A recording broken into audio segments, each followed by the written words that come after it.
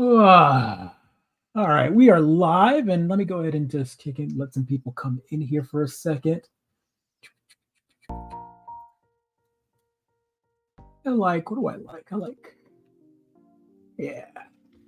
How's your week been, man? Oh boy, it's been a busy one. I've been in like 6 or 7 hours of meetings every day so far this week. So, but that's good. I'm making it. I'm here. Yeah, I took a few days off. My sister came into town, and so my first day. Oh yeah, back, that's right. So my first day back was on Tuesday, and so everyone is still very sleepy from the holidays. It hasn't ramped up yet. I feel like this coming Monday is going to be when everyone's like, okay, now we want to do stuff. Yeah. And no, actually, I take that back because we have a 3-day weekend this weekend because of Martin Luther King Day. So that's true. So that's going to be interesting. Wow. Yeah. I'm supposed to have Monday off, but I don't know that that's actually going to happen. We'll see. That'd be nice. We'll see. So, I mean, we could start it off here real quick. Let's talk about some football real quick, just before we even get the show started. Because before we get into some game talk and game developer and I'll bring Tommy on. And we got to talk a little bit about football because this has been what's going on, Rolls. Oh man, that's what a turn event to hear at the playoffs. And again, that's for both our teams. For both our teams, a big turn of events. I was thinking, man, it did not take long for us to be doing this show together before, the rivalry hits. What was funny is for like all of 24 hours, we were solidarity of like both of us chanting to make sure that the Titans win and the Jaguars lose. And sure enough, that happened. And as soon as that was over with, we were like, yay! And then they announced the schedule at night. It was like, now we've got to be like rivals. So I've got to ask, because I know you represent. You've got two teams' colors kind of live in your life. You've got Houston. And you've got man. What's the origin there? Like, are they both your children? You love them equally, or is this? So like there's the story with that one is that growing up, I was born and raised in Houston, and so my dad, he liked NFL football, but he was not an Oilers fan. He was not a Houston Oilers fan. He was always a Steelers fan. Oh, okay. So it's a family thing. It was a family thing. So he he had like the Steeler jacket and he had like the tire and whatever. And so he would watch the games when he could. And I remember the little league football team before I started playing in like middle school and high school. In my area where it's called the Steelers, and my dad was like, let's play it. So I jumped on, and so like I had the colors and whatever else. So I was a Steelers fan forever. Yeah. And then the Oilers left Houston to become the Titans in Tennessee. Right. And I was still a Steelers fan. It was like, ooh, go Steelers. But then Houston got a new team, and it didn't have anything to do with the Oilers. It was nice to kind of start. And I was like, oh, hey, let's become fans of this team that has nothing to do with the Oilers. And at the same time, it's a clean slate. Get to kind of like rep your city now. And so I'm a Texans fan, but the Texans have always been, they were an expansion team, which then became an actual team. And then like all in all, it's always been kind of a slippery slope with Houston sports in general. Yeah. Up Texans until the recently. At the same time as the Jaguars, right? It was actually Jaguars and Panthers came in. Oh, and those two were teams that came in for a while as expansion teams. And then in 2001 was the first year of the Texans. And so that kind of started it all.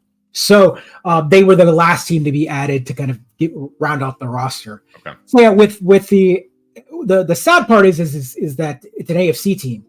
And so the good part is I get to see the Steelers occasionally when they come to town in Houston when I live there. True. Yeah. And was that I have to pick up. I will always personally pick the Steelers over the Texans. Okay. Especially because the Texans, while I root for the underdog quite often. It always feels like the management side of things with the Texans has always been it's been a mess. It's been a mess, and so it's kind of hard to like have faith in a franchise where there's just weird people running it, and it just like you're not listening to the fans, and there's no. And the Steelers have got like that old school football mentality, that old like we hold on to a coach and a franchise quarterback forever. Like there's I love Mike Tomlin. Tomlin's amazing. Yeah, Tomlin's been there for years, and then you've got like the whole Rooney family that's run it all. So there's this weird like legacy that feels, it's kind of like Green Bay and all of that, where all these old teams, the Bears, it's a longer legacy of a team, and so there's less wishy-washiness of we're going to turn over coaches because we don't like the way it works. So I mean, it took forever for them to fire Matt Canada this season because of that. They don't like to let people go. They want to like see if we can get it going. Right. So but yeah. So now both teams are like my instinct is to distrust anybody that wears two different teams' colors. Yeah, I get it. I'm the same boat. I'm always like, especially when I was living up in Syracuse, I always saw people rocking like Dallas Cowboy stuff, and I'm like, oh my god, and like really, and they're like Laker fans and like Cowboy fans, and I'm like, really, you really? So let me guess, you were a Chicago Bull fan growing up, right? And they're like, how did you know? And I'm like, lucky guess, you know.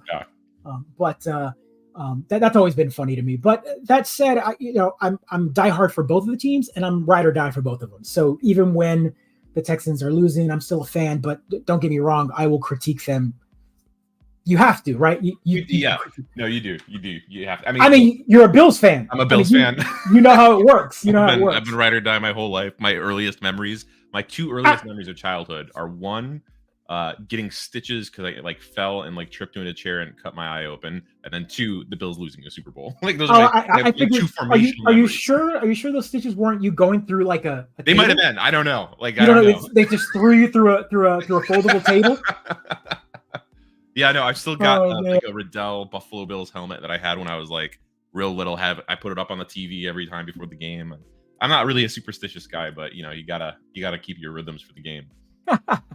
Bills all the way. They're actually got good stats on Tecmo Bowl because it's right around that time where they're great stats. But then oh man, the '90s of the Bills. To be fair, I'm not an Oilers fan. But when the city finally got close enough, the comeback, right? Like everyone knows the comeback with the Bills against the Oilers, and that's kind of the big turning point for the Oilers. After that, it was the Bills. It was the Titans who knocked the Bills out in the Music City Miracle the last time we went to the playoffs before we got good again. Yep. Yeah, there's both the Oilers and the Titans, the kind of two Houston progenies. There's definitely history there. So we'll talk a little bit about football going on. Folks, everyone, now that we've talked that out, everyone's here. See, there's a few people. Hey, welcome to the Mid-Geek Crisis. I'm going to run the credits in a second, but I've got Tommy Doyle, a friend of mine here in the Dallas area. He is a developer.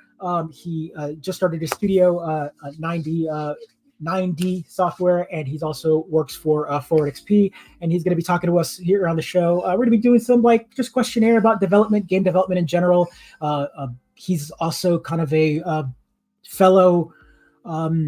He likes to tinker. He likes some of that retro style, and I mean, I met him early on when he was coding modem. He was doing modem and an online play with things like the Saturn and the Genesis.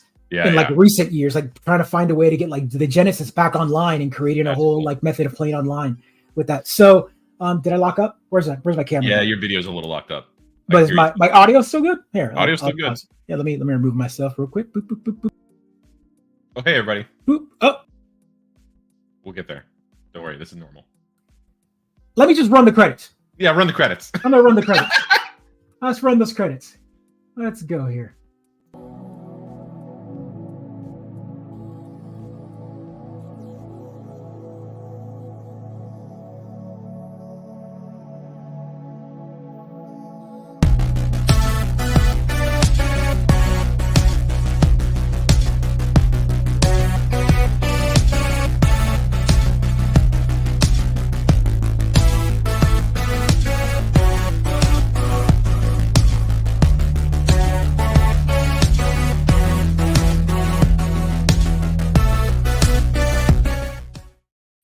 Look at that. I'm back. I'm working. Hey, we did it. Motion.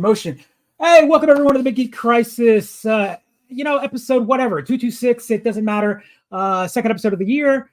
Second episode with Jordan as our host. And we are back to talk about just the randomness of the week. But a special episode today. We will be talking about a little bit about the news and development and things in the news, especially with CES going on right now. There's all sorts of funkiness going on with that, and I'll probably be touching base on some of the things that I've been seeing on CES with our guest Tommy, just because I love, my favorite part about CES is, and anytime there's like a tech trend, is seeing how every company has to shoehorn the newest like tech or the newest like buzz. And so like right now, I don't think there's a product on the floor at CES that isn't mentioning AI in some way, shape, or form. And it's just like, really, like, not everything needs to be AI powered. No, man. AI fridge, AI countertops, AI socks. Gotta have it. Gotta have it. Gotta have AI glasses and combs and brushes and toothbrushes, and everything's gotta be AI powered. So like, you know, when you're wiping your butt with your AI toilet paper on your AI bidet, man, that's life changing. Yes, Kohler. I'm not. You're not even exaggerating. Kohler announced a e-ink AI powered toilet. Okay, $10,000. E-ink. That's the craziest thing about it. Because they wanted to, like, it changes design, and it's got RGB lighting. I am like, oh my god, this is going to be so big. Every Japanese Airbnb is going to have this. Oh yes, I can't wait. So I'm going to bring on Tommy here. Again, a good friend of mine. Fantastic. I think he's one of the most fun people I talk to in person. Honestly, I don't, when I end up talking to people on the phone or whatever, it's like talking to someone that like is on the same level of like geekery. You know, we're always talking about what little projects and tweaking we're doing, and what we're like messing around with, and what am I soldering, and what is he doing, and whatever else. And so it's nice to have someone like that. But I'm going to bring him on, and everyone gets to meet him. So here we go. Let's do it. I'm going to move that. Hey, Tommy. Just way back here from the back. That's okay. I like that. You're going to be moving around. There you go. Yeah, well, Psyduck is there with you. So so Psyduck is trying not to listen to our conversation right now. Or no, I think he's got a headache. I don't know what's going on there. Psyduck's always looking a little worried, man. That's just kind of man. Has anyone watched the new the Pokemon Concierge? Oh yeah, absolutely. Did you? My sister watched it. She said it was wonderful. I've heard nothing but good things, and the animation and all that is really beautiful. It's on Netflix. If anyone needs to go check it out, heard it's a really nice, like a slice of life style show. Yeah, just a very peaceful show. It's heartwarming. Is it good? That's what I want, because you know I can watch the newest episode of Reacher, and then immediately switch over to Pokemon Concierge. So like that's the best way to go. Tommy, man, give everyone kind of a little bio on what you do. So I've been around the industry for a really long time. Like my roots go back to like an indie studio in Green Bay called Frozen Codebase, and through to like the Human Head Studios. But I had no idea that I would end up in the video game industry, to be quite honest. I had no idea I wanted to be a part of the video game industry, like really a part of it. Well, it's funny, when I met you, you know, we met because we're all part of like a retro group here in the Dallas area, and I think you were selling something. I can't even remember what I bought from you. I think I bought a Saturn thing or whatever, and I think it was a Saturn modem or whatever. Either way, the point is I went over to your house, and I think I stayed there for like an hour and a half, 2 hours talking, because I saw all the same stuff that I work on. You had just taken apart an Amiga, an Amiga CD32, and you were turning that into like an Amiga 2000, I think, if I remember correctly. Yeah. And you were telling me about this project that you were working on, where you were doing online multiplayer with a Genesis, right? So refresh my memory on that one. So I reverse engineered the X-band modem. There's a really big documentary from the YouTube channel Wrestles with Gaming. It's like an hour long. And I got invited to Silicon Valley by a bunch of ex-Apple engineers who worked on the device. So I got to meet Steve Perlman. He founded X-band. Yeah. And he founded OnLive, if you know the cloud gaming service. Like, dude, I was on the OnLive hype train when that was rolling, dude. I was I was ready to go. It was much like a lot of stuff Steve Perlman's done. It was way ahead of its time. And he invented web TV. Like it's wild. Really weird stuff. Was it the retrocomputing.network, the X-band server? Is that what we're looking at here? Yeah, so that's Natalie's. Yeah. So I was head of the retro.live project, which we were like, this is before we ended up with the source code for the X-band. Right.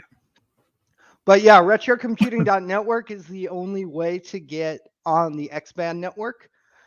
Now, for those unfamiliar, so back in the prehistoric days of consoles, right? Before every console you bought had an operating system, it had, some sort of like interface, like turning on your console had no menu, right? Like you turn on a Sega Genesis or a Super Nintendo, there was no OS, it just blinked at you. You had to pop in a game and that's all they were. And so at one point in time, later on in the lifespan of the Super Nintendo and all of that, the internet started becoming a thing, dial-up internet and all of that. And there was a company out there that created basically a modem for these systems, for the Sega Genesis and the Super Nintendo. And you plugged it in like a cartridge, and then you plugged the cartridge into the top of this thing, kind of like a Game Genie per se. And in the layman's terms, is what the X-band did is it brought up an interface at first, and then you dial in, and essentially any game or most games that had two-player functionality, right? What it did is, I think there was a list of games that worked better than others, but any game that had two-player, what it would do is it would basically make one person the host and another player as player two. Yeah. And so what that cart did is it allowed you to play two-player multiplayer online in the dial-up days, which is kind of wild to think about that was back in, again, 94, 93. Well, and if I remember, like Mortal Kombat was like one of the ones that really tried to make use of this, right? Well, no. So this is where this gets crazy. So basically, none of these games were already out and they were on store shelves. Okay. Yep. So like what happened is the X-band engineers had to reverse engineer every single game that they implemented support into. So they had to reverse engineer the Genesis and the Super Nintendo versions of Mortal Kombat. They had to find where the input array was.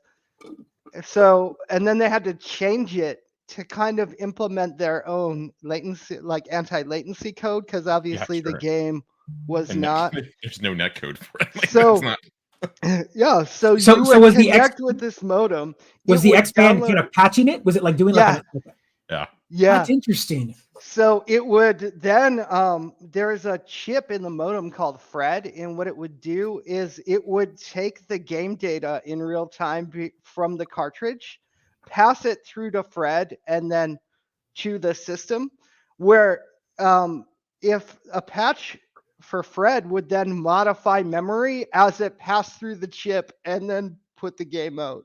That's crazy. So Rolls in chat was saying, was it local connection or could you play with a stranger on the other side of the country? You could play with a stranger on the other side of the country. And let me just say, I've had some of the most epic Mario Kart for Super Nintendo matches in my entire life.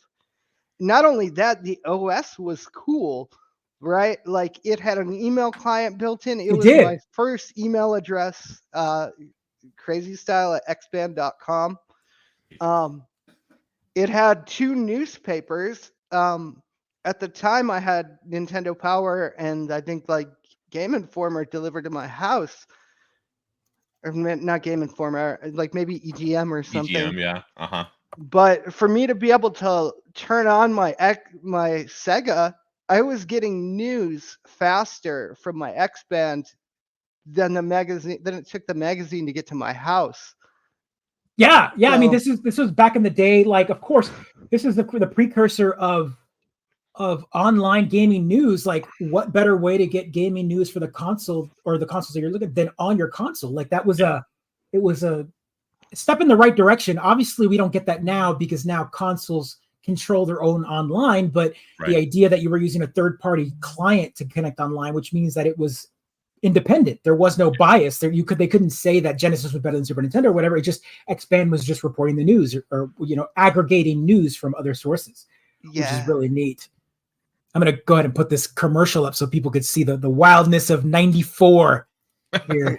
Such a cool aesthetic. Wow, man. Yeah. It's everything was like this. Everything was extreme. Ah! God, we were just talking last week about like how modular, like everything was just like, oh well, we want a new functionality. Let's stack another thing on top of this other thing, and like go. Hey, let's play. My life's very strange. That looks so much like the OG Xbox logo there with the green. Yep. So yeah, that's interesting. Again, it was developed by a team outside of no consultation with Sega or Nintendo. It was just like, we're going to do this. And they were doing exactly through memory by patching the games and whatever else. Yeah. But I think you guys were like, hey, we still want to do this on original hardware. Let's reverse engineer it and make it work on modern and on modern internet, right? Because obviously you can't just plug in a phone line anymore. Yeah. Into an X-Band nowadays, because most people don't have phone lines. And also, if people don't know this, if you've got a modem, like a regular modem, and you try to plug it into most modern phone lines, they don't work because most modern phone lines are digital phone lines. Yeah. And so they have current and they have different sounds and they don't work the same. So you have to kind of do things to make a phone, telephony work again. So explain a little bit on how that came to be. Like, what was the mentality there? Well, the mentality is X-Band required at least the original X-Band required a server that hadn't been online since 1995, and I think that I had been one of the people who had wanted to bring it back, and I would go to forums where people were trying, and just forums full of hackers, much like myself. And I wasn't a great programmer, so, and I wasn't great with hardware. So much like everybody, I think I failed trying to do this in like 2002 or 2003. And it always just kind of stayed in the back of my mind. And I'd watch several groups start up and try, and they couldn't get it to work. And then one of my best friends, I don't know, it was maybe 2018, 2017, 2016. One of my best friends and I were sitting around, and I'm like, let's take a crack at the X-Band modem. And we were drinking. And one night at my house, we stayed up until like 6 a.m. And we actually great ideas happen that way, by the way. Yeah, we were analyzing the data we set up this really stupid logging dial-in server. We would trick the modem into dialing into that computer. It would pick up the phone, and we would watch the first data that the modem sent. And then we were trying to figure out what type of data was being sent, and realized that it used Apple Talk. Because really? It was started by 4 engineers on sabbatical at Apple, and they went off to start their own company. So we're like, holy shit, all we have to do is unwrap this Apple Talk layer and we can get the real data inside this packet. And then the protocol itself was just a couple bytes, so it was really easy. Sure, yeah. And then we started to figure out slowly how to make features work, like how to set what city you're from, and how to send an email and stuff like that, and how to initiate a challenge for an online game. And then we had to go try to track down the original patches for these games that Catapult developed. So I start calling everyone who ever worked on the X-Band modem and start collecting various pieces of this and that from everywhere. And that's wild. Yeah, that's wild, because there's something amazing about that. It's completely interesting because it's a level of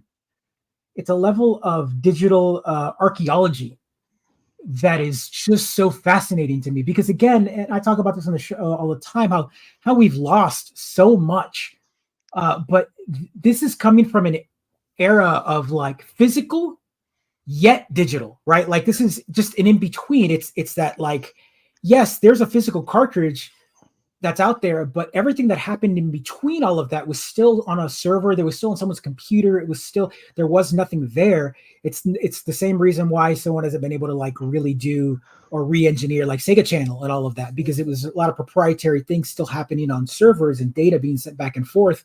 Right. But also like it was just hardware, but there was still a lot of things proprietary still talking that was lost to ages. What's most interesting is the X-Men modem itself is probably one of the most technologically advanced games for the Super Nintendo and the Sega Genesis. And I say this because it had, the cartridge itself had an actual database on it where you could store data like patches. You could, if they wanted to update icons like your pictures, they could push new pictures, right? And you could use those as a new icon.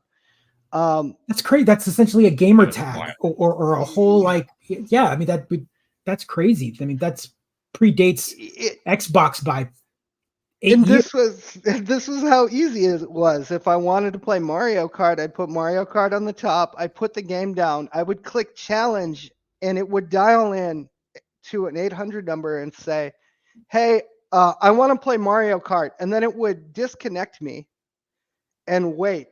And then somebody else would say, I'm playing Mario Kart, and say, oh, guess what? Call this guy. He's waiting for your call right now. Wow. Whoop. And then no. So that's how it works. So essentially you were just putting a flag up saying, I want to play, disconnect. And then I guess the X band puts itself in listening. So it's waiting for a phone call. Yeah, it's and just then, it's like a LFG basically. Just like yeah. And then essentially the other person went, oh, I found this person. Here's their contact information. And so it really was peer to peer. It wasn't. Yeah. It didn't use the X-Band server in any way?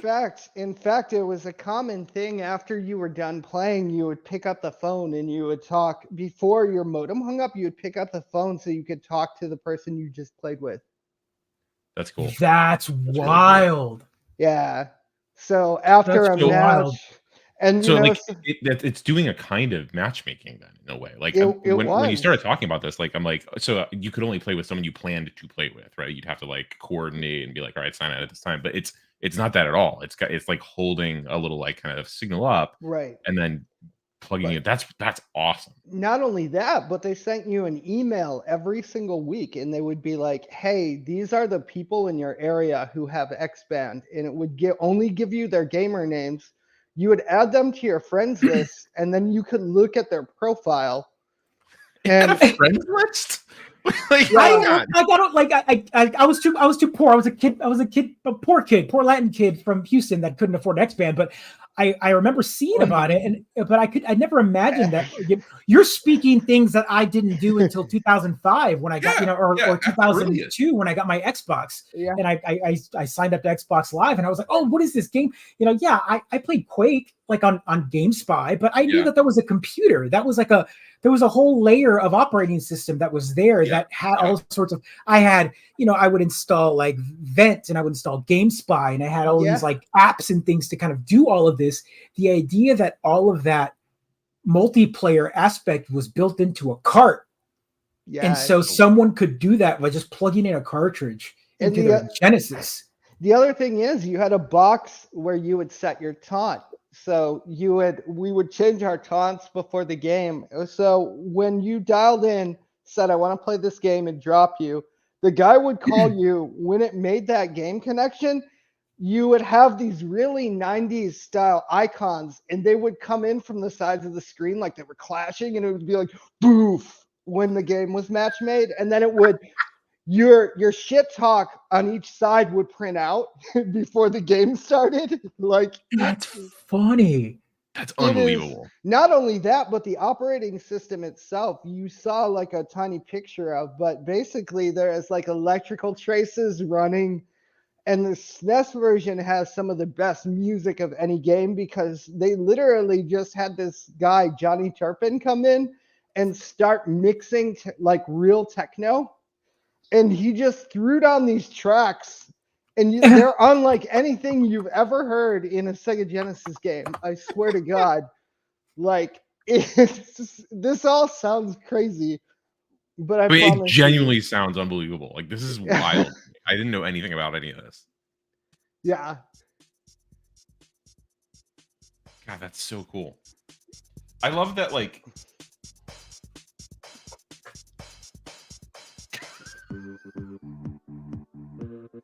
This is the SNES version. That percussion had some strong Bop It vibes. Yeah. I mean, to be fair, the Sega Genesis version is going to be better because it sounds like robots farting, which is That's exactly how. Yeah. Sega Genesis will always sound like robots. Yeah, this farting. is some nice deep house. This is good. And There's 15 actually, minutes. You're gonna hear samples in a little bit. This is crazy. I actually love it. I can imagine just turning this on in the background, just like it's like the pause music from GoldenEye. So you said that there's like a pretty good YouTube doc on this? Oh, there's an hour-long YouTube doc done by Yahal of Wrestles with Gaming. He's a great guy. I highly recommend actually you guys get in touch and do an episode together because he is just a fascinating guy. But yeah, there's an hour-long documentary on YouTube that has almost 1 million views. I know what I'm doing. I'm dropping it in the. Oh, did you find it? Yeah, I just sent it to you on the messenger. Yeah, Wrestling with Gaming. There it is. Cool. Yeah, excellent. Yeah, go ahead and put that up there. Yeah, no, that sounds great. So that's how we met. That's what you started doing, and I remember you doing all of that, and then you kind of started working a little bit with the Saturn and its implementation of like, and I remember even as you started working with ForwardXP, you also were involved in a project for AOL, right? Yeah. Oh, yeah. So we were working on reverse engineering AOL, and we actually y'all got it up and running for a little bit. Yeah, we did. What was it called? The project was called like AOL. It was called Re-AOL, but now it's called P3OL. I actually built, so AOL had a proprietary programming language that was used. If you guys remember using old AOL, you would go to a keyword, and it was like it wasn't a web page. It was a very special form. Right. I actually, I learned the programming language of AOL like 2 or 3 years ago, and I built an editor where you could drag and drop to create keywords, because obviously to bring AOL back, we needed to actually recreate all of its keywords. So yeah, I remember, and again, this is just because I'm kind of giving clarity to people. Like, you think, oh, this is just easy stuff or whatever. How hard could it be to do this? But AOL had multiple versions. And then at the same time, like, if you don't remember how AOL worked, right, there was an install. So your client, you would install it. And when it would dial out to AOL, it would download like keys and things that were stored on your machine. And so like to reverse engineer AOL, you had to find people that had AOL still installed on their machine that had never been updated. So I remember you put out a big old call on like some of the Dallas retro groups asking, does anyone have an old machine that might have AOL still installed on it? Because we're looking for files. We're looking for like, how do you revive a product when the product is no longer online anymore? It's not as easy as just reinstalling it. AOL had a server that had to send all that stuff to you. Yeah. So that the only way to forensically dig and rebuild something is to find something that actually had been connected to that network at one point. Yeah. That's wild. That's fascinating to me to kind of rebuild or try to reverse engineer. And I think I saw videos of this, the project P3OL. Like, you sign in and it comes up to like, welcome, you've got mail and all that kind of stuff, right? Yeah. We got there's other groups that were trying to do the same thing, and I met this guy in Canada, Zip, Mike Killingbeck. He's a great guy. And actually, I had been like, I want to reverse engineer AOL. Let's see who else has been working on this. And this is one of those cases where this guy Mike, he is he was not a programmer by trade, but he had kind of just been tinkering around in Python and kind of learning and building, and he had actually gotten AOL to connect and had figured out a little bit about it. So he had already jump started this effort. I effectively joined his team and was like, okay, what can I do to help get this thing going faster? And then helped him build a team of really smart engineers. And for a whole year, we spent every single night together in a Discord just hacking away at recreating America Online. Yeah, so here it is, project P3OL, and again, it just what it is. It's P3OL is a custom developed server compatible with old AOL clients. P3OL is not connected or affiliated with authorized with AOL. Their Essentially, lawyers came at us. I bet. It's a custom server compatible with and inspired by AOL clients from the 90s and early 2000s. The server is written in Python 3.310. And yeah, it's based off the 3.0 client. Mm-hmm. Yeah, that's crazy. What's funny too is half of my work on this project was on the Apple II version of America Online, which also ties into three other versions, which is DOS AOL. They're all very related. DOS AOL. I don't think I knew DOS had I know. And Commodore 64 Quantum Link, which are all use the same protocol in the back end. No kidding. That's funny. Because C64 Quantum Link, Quantum Computer Services became America Online to compete with Prodigy in a rebrand. And by the way, when Quantum was online, there was a bunch of the guys' computers who were developing this America Online effectively. They would shut off when they finished working during the day, their computers became servers for people connecting at night when most people, and then they would go home, which is just mind-boggling because, as we know, AOL grew to a juggernaut of millions of data centers all around the United States, millions of copper phone line banks, using these computers that were the size of rooms. Jesus Christ, I forget what they're called now, but it's just a colo. It's a colo, like a giant colo data center, dedicated just to AOL. No, I know it was huge. I mean, you weren't. There was AOL was like a flavor of internet, right? Because there was dial-up by other standards, regular TCP/IP, dial-up, using like WinSock and all of that, Windows 95 and before. But AOL had its own protocol and its own dial-up and its own thing. So I remember one of my first tech jobs was at a dial-up company. Everyone's Internet is what it was called. Based out of Houston, and they were pretty large in Texas. But one of the things is we had to deal a lot with individuals that had AOL installed at one point, and so AOL would break WinSock. It would break a lot of the like networking and install its own like brand of networking on Windows 95 and 98. So you had to like go in there and rip everything out because if normal dial-up wouldn't work. It's funny because I used to think that was malicious. Yeah.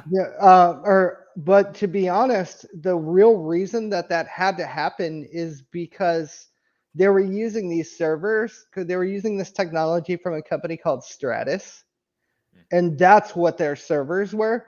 The problem is that they had built themselves on a foundation that was so archaic by standards that it would have cost millions of dollars to change over that archaic standard. Yeah, to flip over to something like TCP and everything else and just regular basic dial-up infrastructure. So they had to hack in. They had to hack in their own dial-up adapter to be able to use their archaic technology. That's nuts.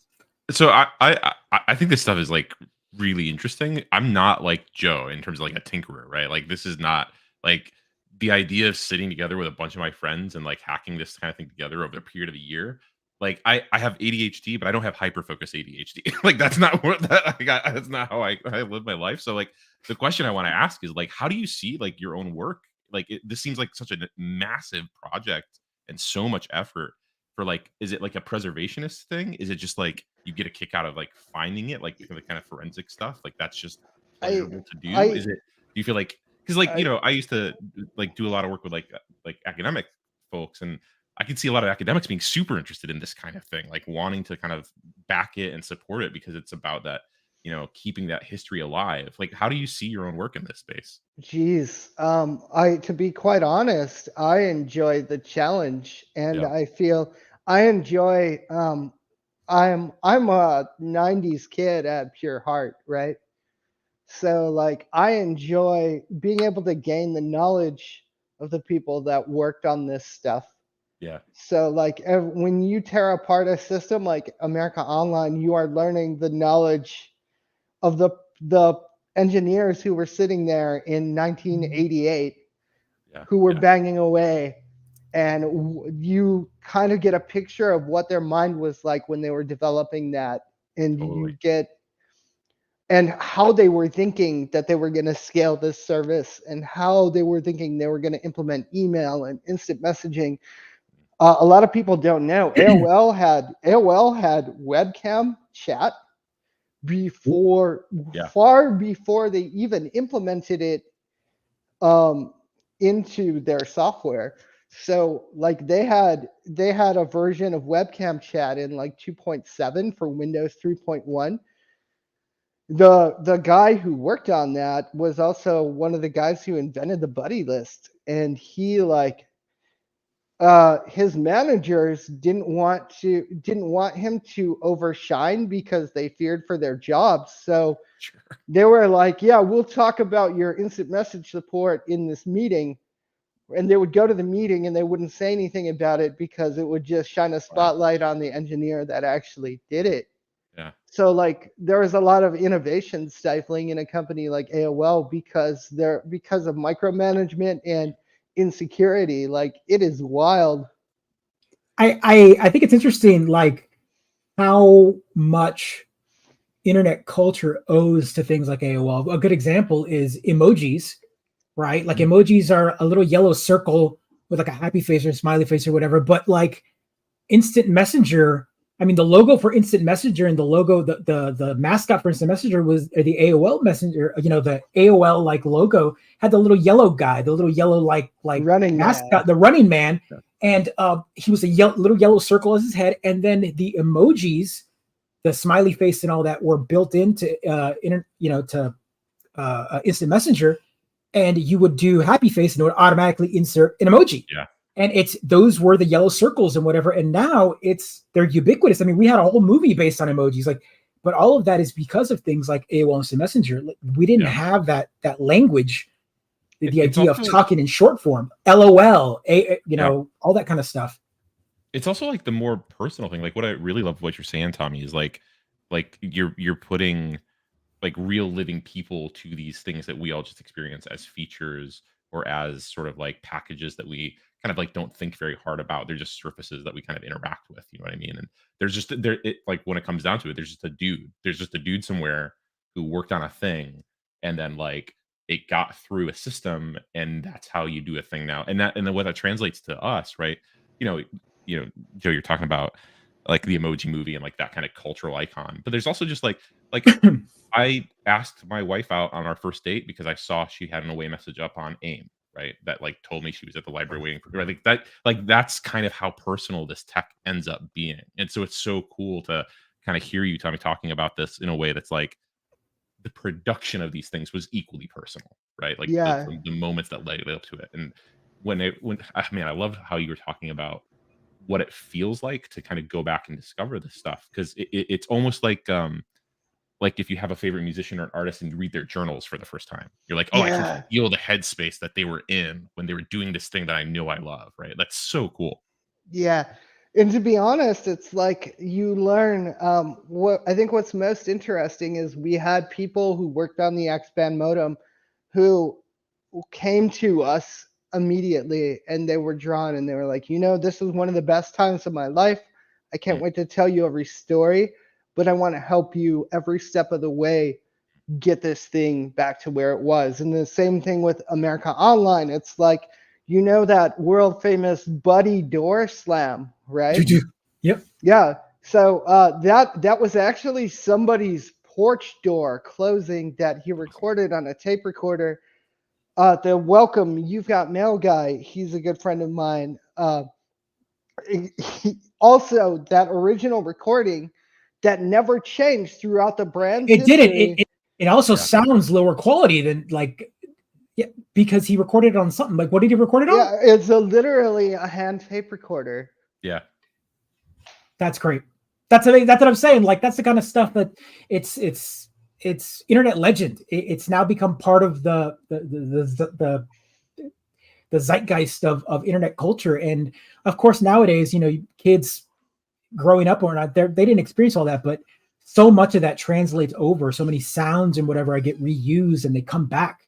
Yeah. And on this show, we talk a lot about how vintage comes back and all of that. And sure enough, everything kind of comes back into fashion. And I've seen that things like Blockbuster right now are big. Like people are using the Blockbuster logo and people are buying Switch cases for their games in the Blockbuster style. I just saw recently like a whole push for that. And I'm like, man, that's so interesting. Like everything kind of comes back around. And sure enough, I guarantee you that AOL stuff and all of that is there. It's coming back.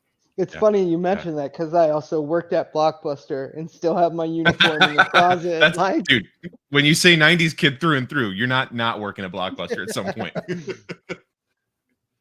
Rolls, I love this point, man. Like, this is, to me, this is so much of like what makes this conversation important, because the more digital things feel, we don't think of those things as real physical things, but they still are. And there were processes that got them to where they are. And there are people doing real things behind them.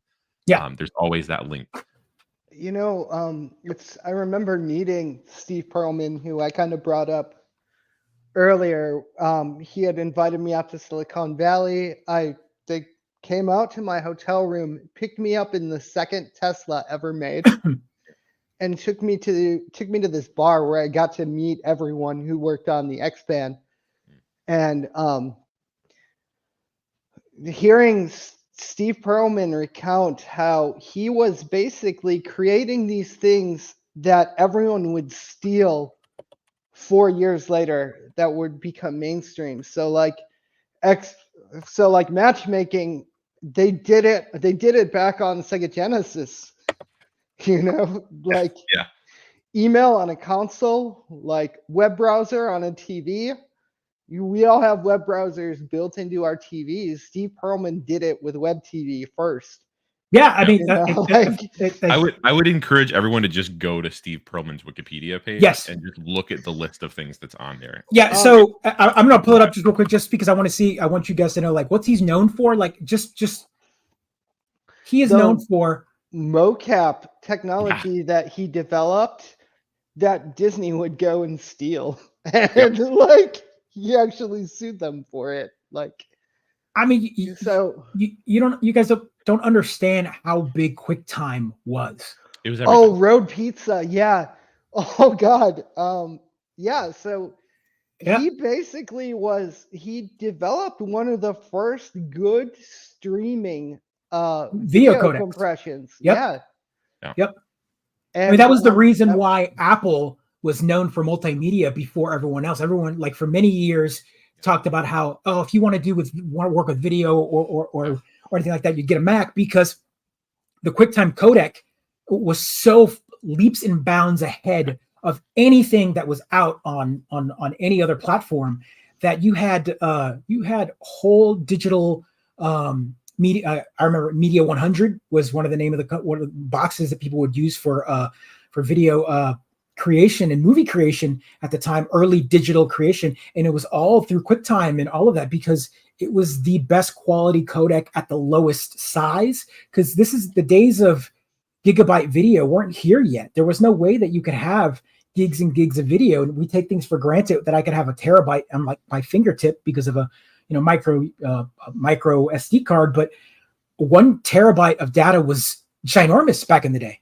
So you would have to find a way to digitize physical video. and using things like Road Pizza, QuickTime. Apple was early on that, so it's kind of amazing that this technology has become ubiquitous. Yeah. I mean, we are streaming online right now.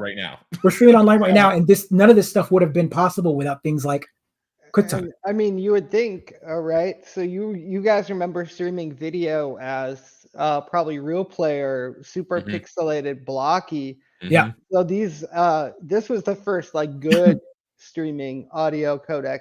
Yep. And QuickTime .mov whooped anything that had that real time. I remember when I would go download trailers early on in the day, you would always go, oh, you can watch the real time one, but that was just going to be blocky mess. But then you would go and download the .mov, and then you would just wait because you knew it was going to take a little bit. But as soon as you were going to get, that's how I remember watching the Phantom Menace trailer and having the .mov file saved on my computer because that was the best way to watch it. It was. I think for me, it was the Gladiator trailer. I can remember like watching that like postage stamp trailer over and over again. It's crazy. Yep. And so all of that stuff was around, and we wouldn't have it without these innovators. So I want to move on from these tweaking stuff and all that. Let's talk about your game development now. So you are working right now. You work for ForwardXP. Yeah. And go ahead and give a little primer to who they are. What have they done, and what have you done while there? Oh, geez. So ForwardXP is a studio here in Dallas, Texas. And it was started by Steve Nicks and Ja Raphael. They have roots in id. So yeah, it's and also oh geez. I just had a brain thing. No, it's okay. But yeah, Volition. Volition games, yeah. Is it Volition? My goodness. But anyways, so basically we're a studio that's made up of guys who have worked on pretty much anything and everything from Doom to like Wacky Wheels on DOS to Duke Nukem 3D, all the way to stuff like, Quake, obviously, The Sims, Call of Duty, like basically you name any top game and you can trace back someone in our company who's worked on something.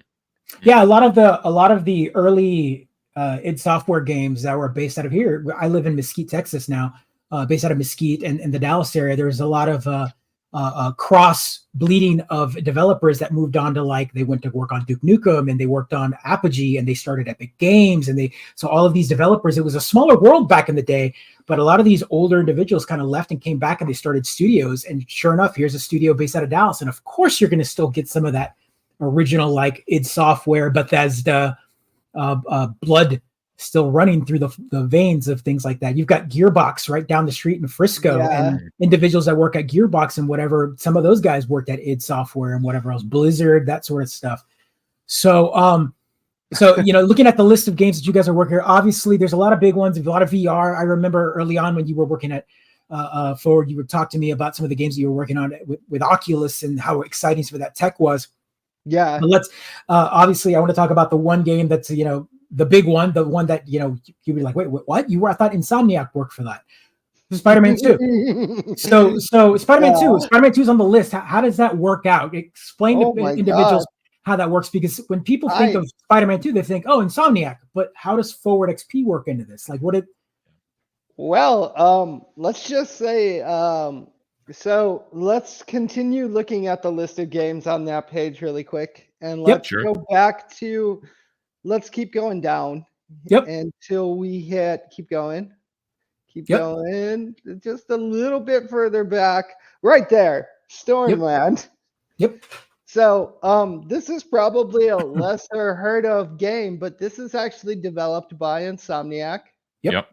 And we worked with Insomniac on Stormland. And they kind of watched what we were doing after our work with Stormland and kind of gauged our talents. And they contacted us about doing some work on a project and we did work on that project, and then they contacted us about another project, and before we knew it, we were shifting development resources in-house to Spider-Man 2. Lo and behold, right? So yeah. um So I mean, I think a lot of people who don't like know how the development industry works, right? Like aren't even aware of how many different studios contribute efforts into like a single game, right? So is this a situation where it's just like there's certain kinds of things that Forward XP was really good at, and Insomniac knew to kind of bring you in to like focus on those areas? Is that how that works? I I have to tread this. Sure, this very of course. Like, carefully. NDA, all that kind of stuff. It's more the broad spectrum of development with a triple A studio is kind of, I guess, the answer you're looking for. You don't need to give any specific. We're very good at doing things that a lot of studios are not good at, and they wanted us to help out with some stuff related to those talents. Gotcha. I mean, this is why the credits at the ends of these games are so long, right? Right. And that's kind of the cool thing is I sometimes, and this is not me hating on any triple A studio in any way, shape, or form. I think they're as important as indie developers, but I think a lot of the unnamed studios get lost in that. Everyone's like Insomniac, but I'm like, there's so many, like Insomniac and Sony and all of that. They go out of they use other smaller studios to help out and build these games, these epic stories, because it takes a city of developers to build a game like Spider-Man 2. Like this game is a perfect example. This is running on the Quest 2, and look at how beautiful it is, right? Yeah.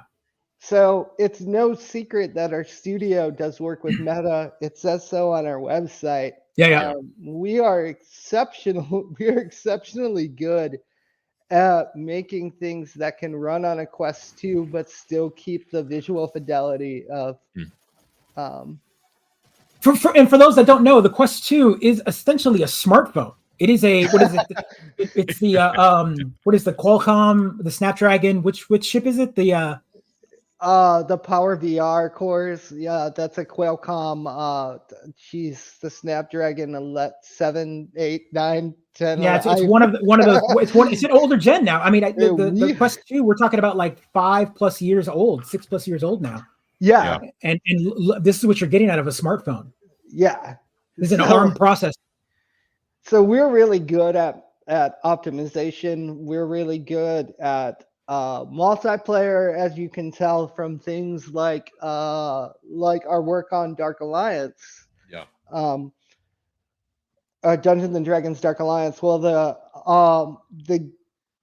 oh God, I can't come out and say anything like that. Give me a minute here to think about what I'm about to say. Please think about what you want to say. I don't want to get anyone in trouble with what you're saying. So we did the entire multiplayer for the new Dungeons and Dragons Dark Alliance game. Right.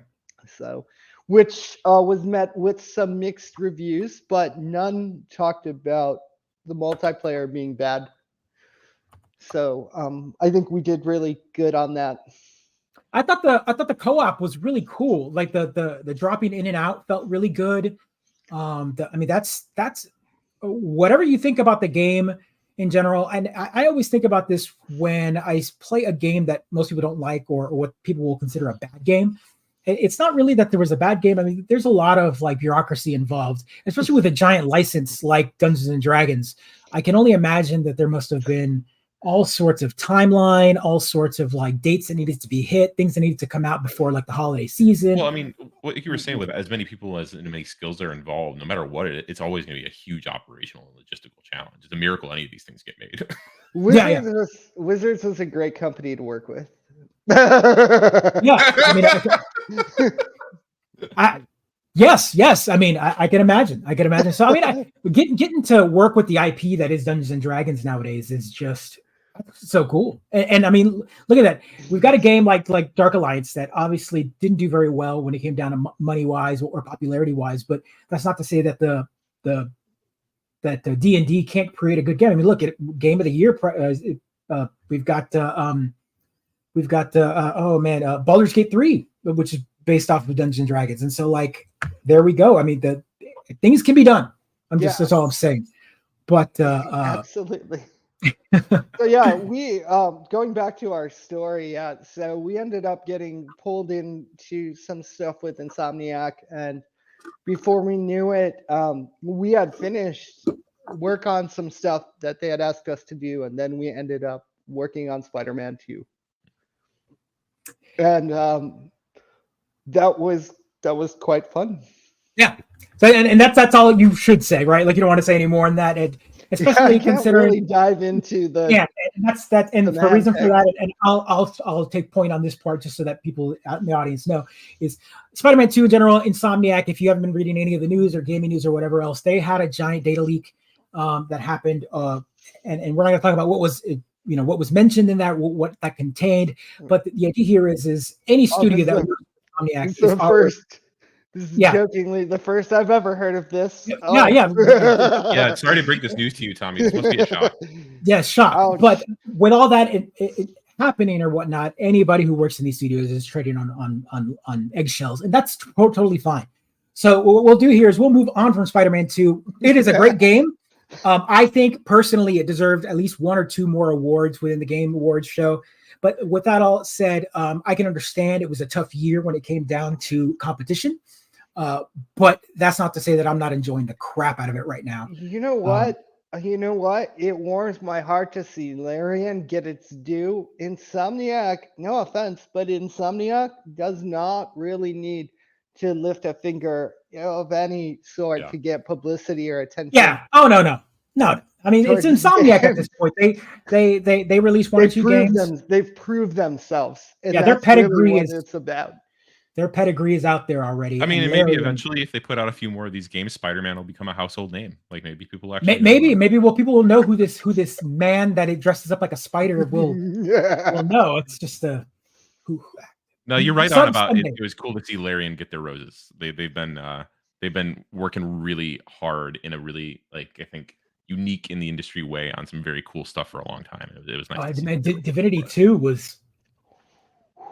I spoke to one of the devs of Divinity 2 years ago when they had just ported it over to Switch, and he was on the floor at PAX East, and I was talking to him, and one of my big questions to him was like, hey, like, you guys are, I think, the only game out there right now that is taking cross-save compatibility with the Switch and Steam.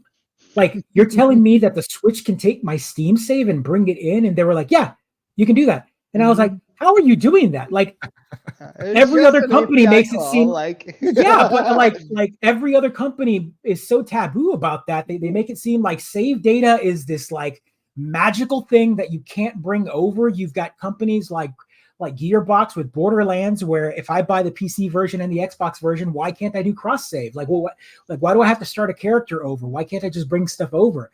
And I get why they want. It's easy and complex, though, to be quite honest. Sure. But there we go. Larian Studios did it, and that was amazing. That you could be playing on your PC. This was pre, of course, Steam Deck and all of that, where you could be playing on your PC, and you're like, now I want to play. I want to continue my game on the go on Switch. Let me bring my save over, and it worked. That was amazing. So, yeah, Larian Studios, man, that's what I love to hear about developers, is finding those fun loopholes, those fun things, those tricks that other studios aren't doing. Yeah.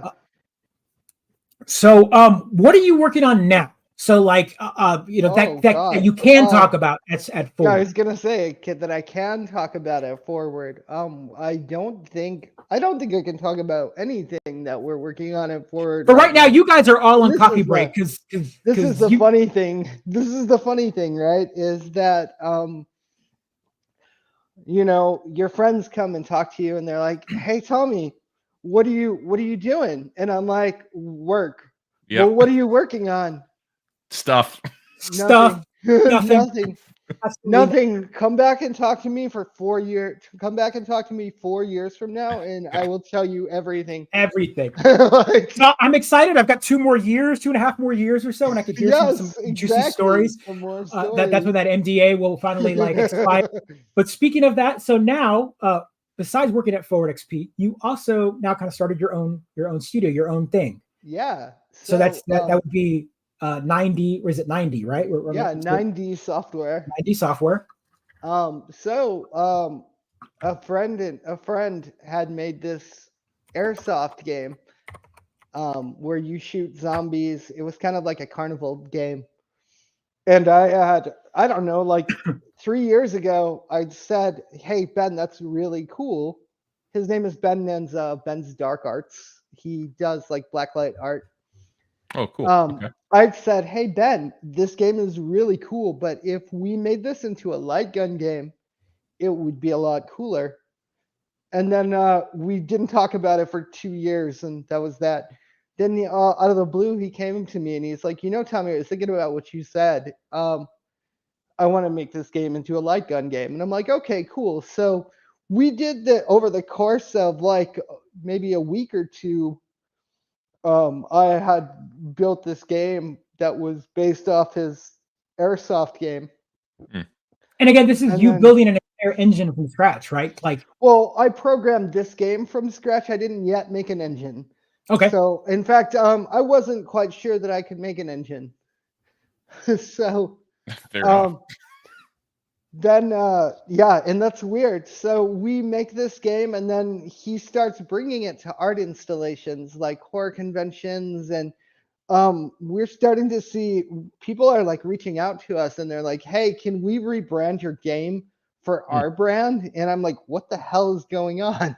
Like, okay, yeah, let's talk about that, right? So is there any footage of your game online anywhere? There is a video of people at this convention playing it. What is it? What's the game called? Zombie? What is it? A Zombie Assault, but it's spelled wrong. You have a build. I do, but of course I wasn't going to say that. Now that you mention it, yes, I have played it. As a matter of fact, I did some testing on it with the Sinden light gun, and it works. Yeah. Like it does work. It's not. I'll be honest with you. It's not the best example of what well, I'm sure you've got a newer build now. So like, well, yeah. So after we did that, our friend Shandon did the music for that. Shandon Vicarious. He and I were talking, and we're like, "Hey, well, we wanna make a new game." And I'm like, "Oh, I've got this idea." And he's like, "All right, let me refine this."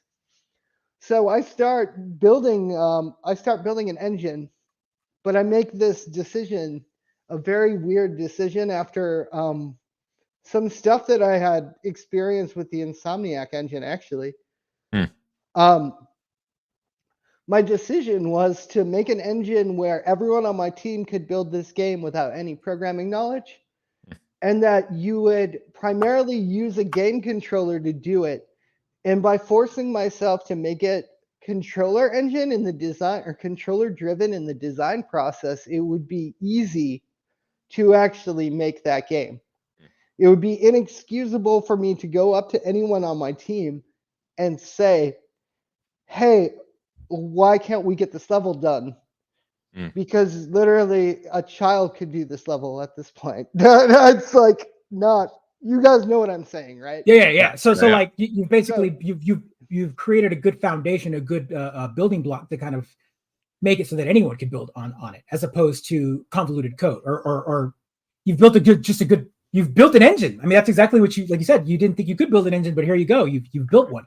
Yeah. So I think I started to hit home on Christmas, when our engine turned 3 months old, and I'm sitting here using it, and it's starting to get really good in 3 months. And so yeah, we decided that we're working on this game in it called Liminal Janitor, and it's a top-down game where you play as a janitor who works for a large corporation, and sorry, you said the name. Liminal Janitor? Is that the name? Yes. Okay. So like liminal spaces. Yeah, totally. That's awesome. What's interesting about this game is that we're kind of taking pages from Eternal Darkness. Okay. Wow. So, Okay. so we have this idea where you meet a character in the game at some point on your computer terminal that you have in basically your dorm. Yeah, hey, there's Nice. zombie assault. And this is really kind of like a carnival style shooter. Yeah. Kind of like So, that gallery thing. yeah. Those animations are sweet though. I love that. Yeah, that's all Ben's dark art. That's sick. So you meet a character on your computer terminal, someone you chat with, and they play a part in the game. But basically, instead of without spoiling anything, we have this, instead of a health bar in our game, we have basically like a sanity style system or a stress meter, where one side is you're too stressed out, one side is complacent. Your actions in the game swing this meter, and if you hit either side of that meter's extreme, then game over. But the world changes based on where that sanity meter is. Gotcha. So I'm guessing Or like that enemies stress or whatever meter. look different to you, or are they like more Mhm. like as you go more insane, obviously enemies or whatever else are looking more insane, and as your sanity, you see things for what they are. I can't yet comment on stuff that is still in development in Sure. terms, but yeah, it's kind of like that. Yeah. Yeah, I mean, I've seen pictures of it, and it looks pretty cool. So like, I'm excited for it. And when you want to release a game like this, obviously, from the development standpoint, developers always want to release games onto all systems or make it the most accessible possible. What would you say is the most accessible console game engine or method of like publishing right now for like an indie developer? Well, I know that we are in early talks with Microsoft right now, in Cool. their ID at Xbox program. Yep. Very So cool. that's been very easy. I would say, in terms, obviously, putting your game on Steam, anybody can do it. Right. Putting your game on Epic, I imagine, I haven't really looked into that, but I imagine it's probably the same. I think a lot of indie developers overlook programs like ID at Xbox, and I think that's because in the past it was different. It was probably harder. It was probably harder to get into. I think I always saw that Microsoft and their ID program was fairly accessible to everyone. I mean, we're going on probably the second or third generation of console that they have made it so that anybody that owns like an Xbox can develop on it. Like you can basically switch it over to developer mode. But there's a difference between UWP applications and being a part of ID at Xbox, where you get a real dev kit. Yeah. You can use so basically, if you're a UWP developer, you're not even allowed to use the real SDK for the Xbox, right? Yeah. So you can't even unlock 9/10 of the power of the Xbox, as if you had the actual dev kit, which allows you to write straight to the vertex buffer, right? Which is so crazy to me, because you mentioned that, and for anyone that is kind of listening or watching, most people that have ever heard of the UWP has been through like the waves that people are getting, like emulators. And, that's how people are getting like MAME and Super Nintendo and all that playing on their Xboxes, by getting a free UWP developer license, or free as in you pay $20 once and then it unlocks you. And all of a sudden you can download these emulators and you're playing things like the Saturn or the Dreamcast, which take pretty high level of power on a regular PC. But when you're telling me that you're barely touching any of the power under the UWP, that's kind of crazy to me. It's okay. So I probably said 9/10, and that's a bad number. I'd say if you have a Series X, you have a lot more breathing room, or even a Series S, you have more breathing room than UWP for Xbox One. Yeah. But even then, yes, there is a lot of power that's not even. So these machines are more powerful than what these emulators that were written for UWP are capable of using. That's nuts. That's crazy. And a lot of these guys are just kind of using really hacky methods to get rendering working as fast as they are. So we got a question. It says, I'm curious, for someone who's no coding experience, on a scale of 1 to 10, how difficult is it to get into game development? I'll be honest with you. If you have a will, it's not hard. And I recommend starting, believe it or not, I recommend starting with something like Game Developer or Game Maker. It's free. Yeah. It teaches you how to use variables. It teaches you how to use objects.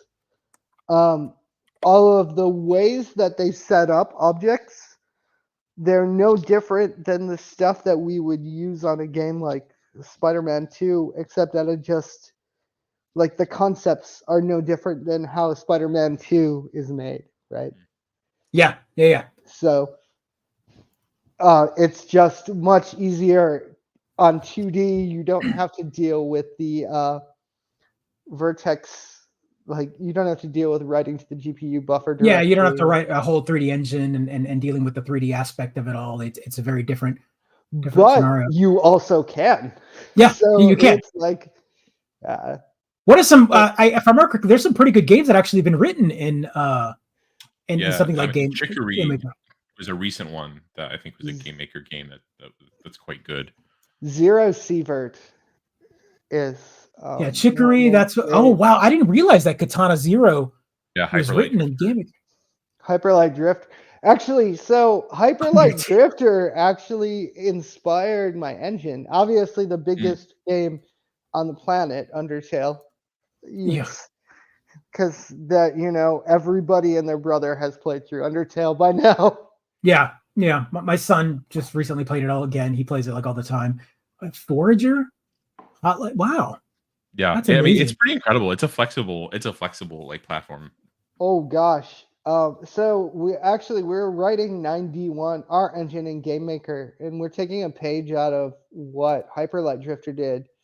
Because I was watching a documentary on how they made Hyperlight Drifter, and my opinions on Game Maker were very, like, why would I ever use that tool, right? Yeah, if people aren't familiar with Hyperlight Drifter, it's a great game.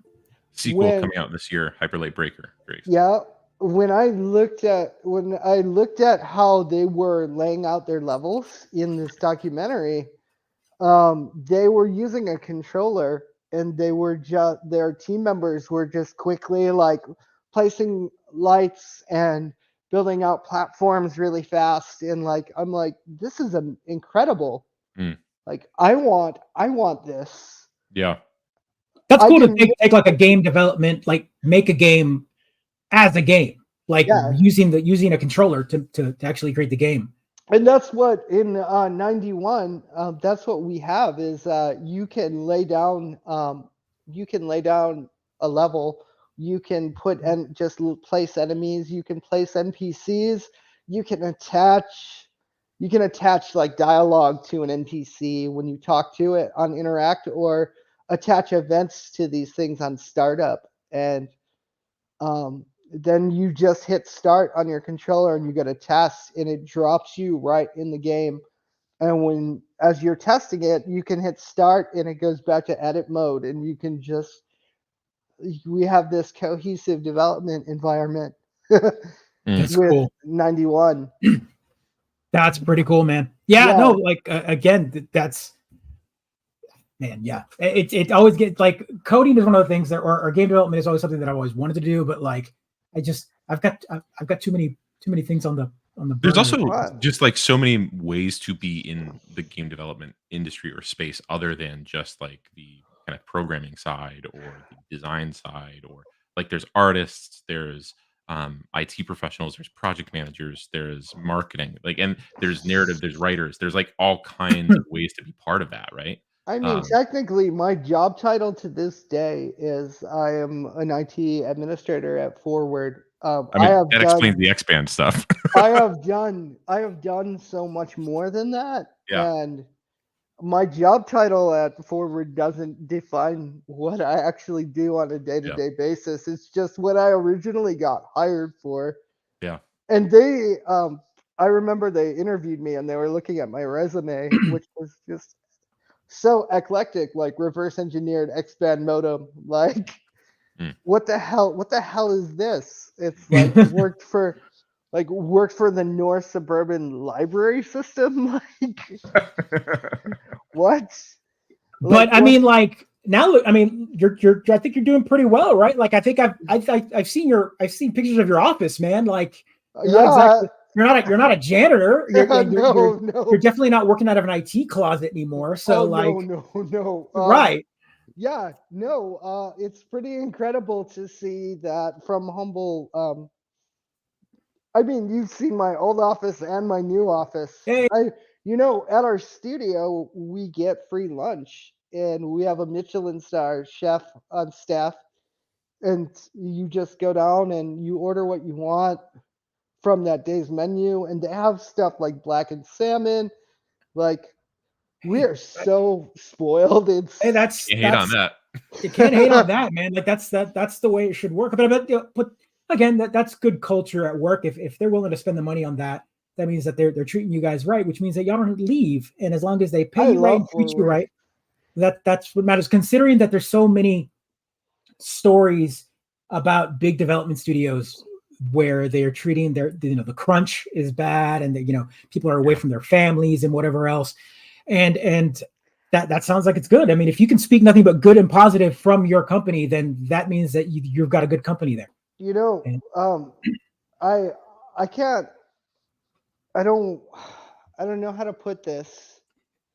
I'm so sorry. You know what? Just come hang out in Dallas and come to our office. I'll take you to our place. We'll get you some good food. There we go. Hey, we'll get you fed. I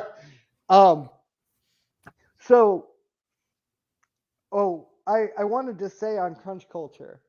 Go for it. It's interesting. There are still studios out there who live that life, and when we work with some of them, God, I don't want to get in trouble.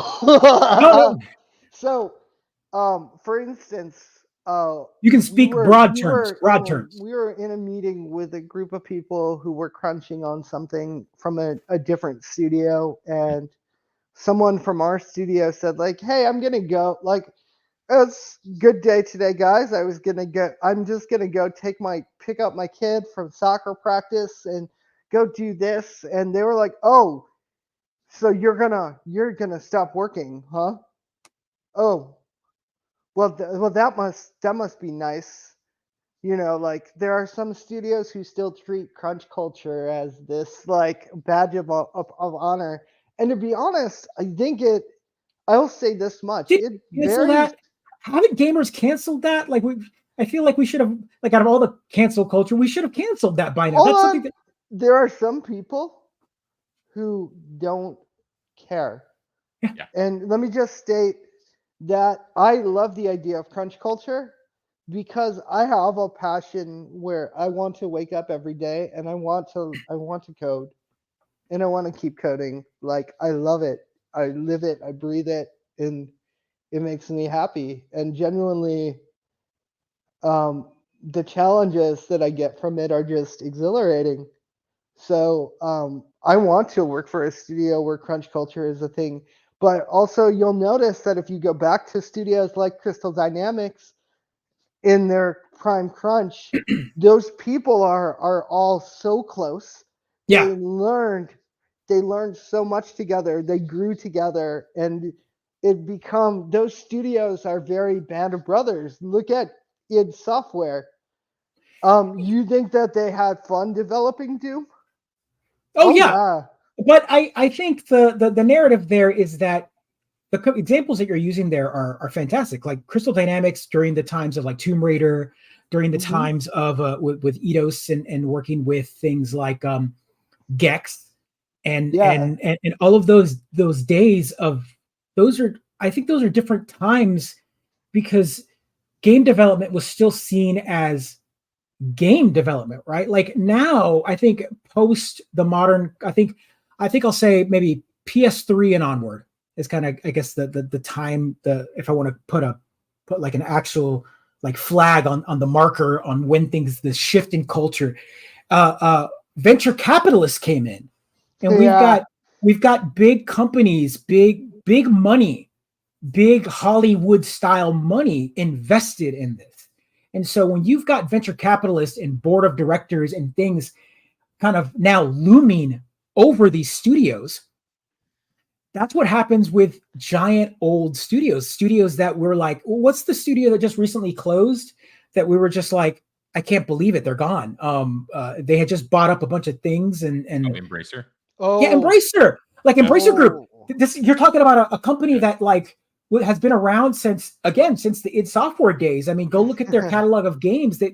You're right, Band of Brothers, a lot of those people that started it. But as soon as the money starts rolling and the big companies come into play, and there's times that need to be hit and landmarks and milestones and appeasing boards, then the crunch culture doesn't become I want to work because I'm enjoying it. It's you got to work because we've got to appease this board and hit this deadline. Yeah. Well, and it's the tension, right? Because, like, I mean, speaking to kind of what you were talking about earlier, Tommy, when we were talking about the X-Band side of things and just having a group of, like, basically friends that you're working on a thing because you love it and every night for like a year, that is always going to be in tension with a giant company that needs products at a certain time and in a certain way, and it needs to make a certain amount of money. Yeah. Because it's easy to like kind of take advantage of that sort of passion, right? Yeah. But that doesn't mean the passion isn't there. Like Right. it's hard to parse, I think. I suppose it really. I understand. In fact, work with some companies who have a very negative crunch lifestyle. Sure. Yeah.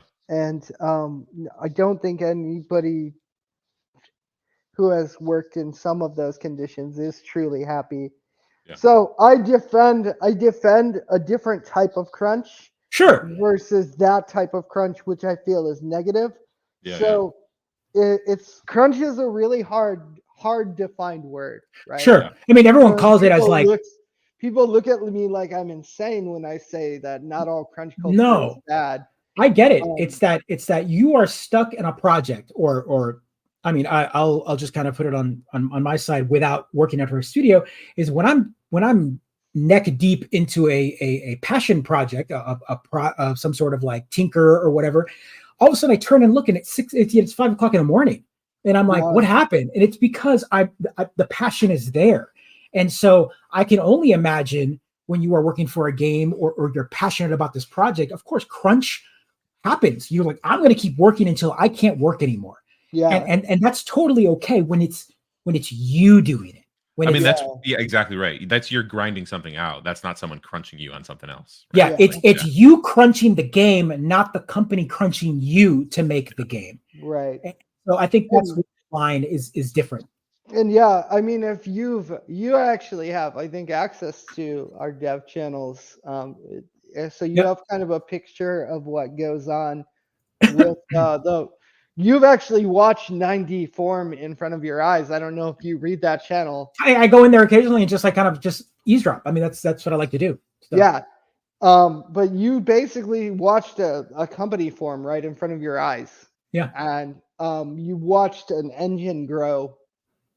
And somebody who's pushing updates at 7 a.m.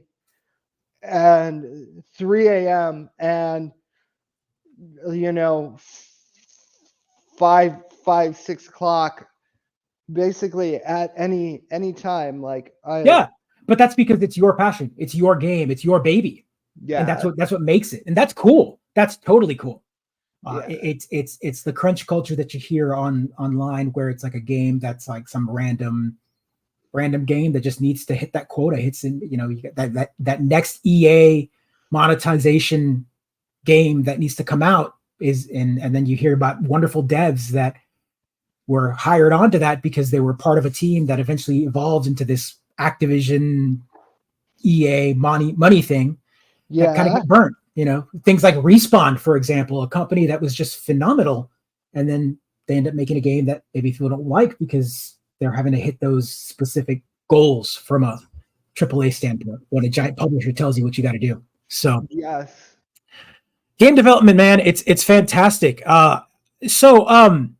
You know, to kind of wind things down here and end it, because we're an hour and 30 minutes into this, because we could talk all night, honestly. You and I have talked what you guys are awesome. Thank you. oh no, you're great. It's been great amazing to have talking. you on, man. Yeah, man. So I want to hear what do you from a development standpoint, and what are you looking forward to this year? Like 2024, obviously. I mean, I'm sure even NDAs and whatnot, you know, things that are coming because you are having to work with multiple companies and whatever else. But like, what are you looking forward to in 2024 and onwards? One of the biggest things I'm looking forward to this year. There's several. Honestly, it's been a grand couple years with gaming, getting games like Baldur's Gate and getting games like Alan Wake 2 and Spider-Man 2, which, I mean, no offense, I didn't even want to play it when it came out because I don't blame you. that's really. I think I put in 15 minutes on the retail version. Maybe. That's nice. Nice. So funny. This year, I'm really looking forward to the first game that I'm really looking forward to is Alone in the Dark. I'm really curious to see how that turns out.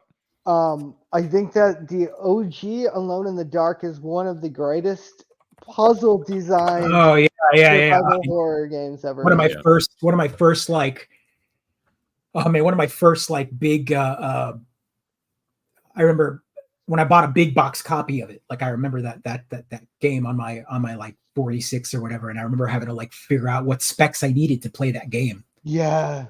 So really, I hope that they kind of are saying that they're hearkening back to the OG Alone in the Dark. Yeah. And let's face it, the sequels have not really. They've been a little rough. Spoken to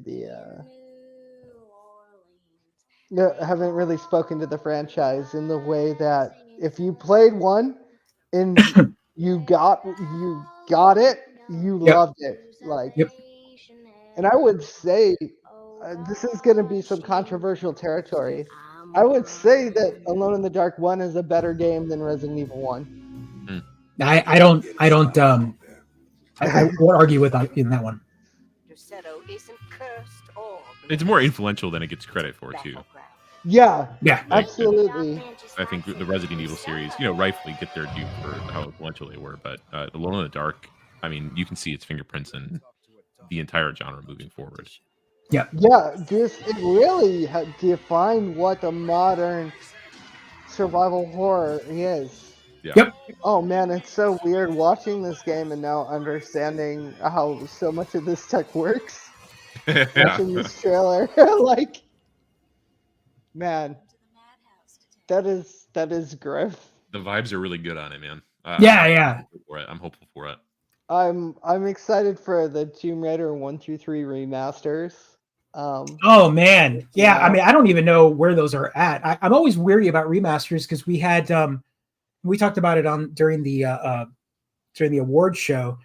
How a perfect example is we're just getting this 2D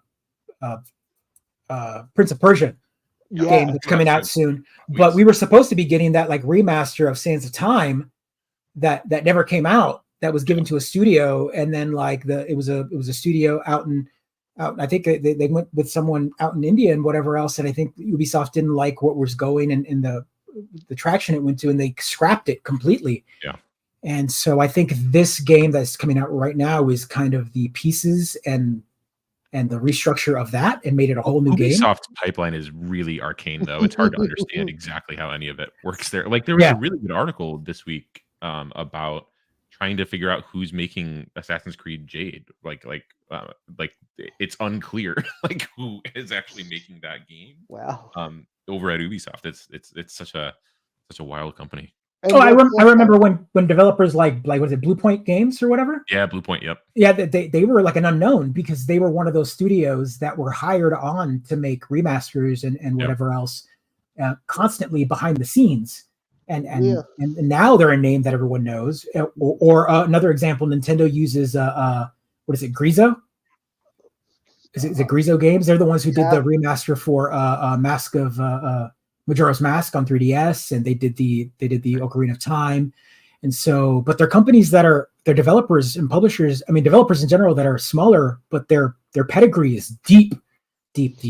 So that's kind of basically that's how Forward is, and that's actually one of the appeals of our studio to a lot of bigger is if they're trying, for example, if they're trying to keep something secret, then they don't have to hire out for that game. They can hire a studio like Forward. We can advertise hiring for whatever we want, and no one's gonna care. Right? Like they're gonna. Oh, this small company is hiring. Yeah, no one's gonna know that they're hiring for Silent Hill 2 remaster. You're right. Exactly. And then there's nobody. We're not under anybody's magnifying glass. So you're basically we're at the mercy of a smaller team that has a gun to their head. Like if you leak that we're working on this, you're done. Like, right. Yeah, and the game studios or game developers in general are very like, you don't want to burn a bridge in game development because burning a bridge in game development is pretty much torching your career. Because it's a small world. It's a tiny. It's as big as the world is. It is small. Like you said, people from idsoft and Bethesda and Ubi and all of that have kind of just been the foundation of all of these studios, even smaller studios, because they've splintered off to make their own. People that started Bungie, that started Halo, then went off to this studio and whatever else. And so you burn someone, and all of a sudden, like, hey, don't work with this person. Hey, you don't want to work with this person because he did this or this, whatever. Or so yeah, that's a big one. Yeah. So and I wanted to state too, sorry, apologies to everything that happened to Bungie over the past couple of years. Man, that's quite a story. That is a story. We'll eventually get all of that in the few years coming. Oh, they're now part of Sony, so I can't talk about what the stories I hear from the people who are on the ground. So, man, hopefully it comes out okay. I mean, I know Destiny 2 is still a game and people love it and whatever else, and I know Sony wants to know what to do with it. And I think Myth is also in contention right now, potentially. Like, yeah. Well, all right. I think we're gonna wrap it up here. Tommy, thank you so much for joining us. I'll bring you on anytime you want to just hop on and talk and just like talk geek or whatever. Just let me know, and I appreciate. Come on. It's always nice to have someone to pick brain, especially when it comes down to random. Hey, are you looking through old log files of AOL? I want to hear about it because that kind of stuff interests the crap out of me. And by the way, I noticed. I just wanted to say a formal welcome, as I am a someone who watches the Mid-Geek Crisis here. Wanted to say a formal welcome to Jordan. I think you're doing a fantastic job. Oh, it's thanks, great man. to see you here. I appreciate that. Awesome. Really enjoyed having you on, man. This was awesome. Yeah, man, it was awesome to hear from someone like you. And again, I talk to you all the time, but it's nice to be able to share that. And but yeah. Everyone, thank you so much for joining. Tommy, are you on social media? I know you're on Facebook and a couple of places. Are you on any social media that people could follow you? Or how about 9D Studios? Are they a project to follow? What I would watch is 9dsoftware.com and also liminaljanitor.com are two websites.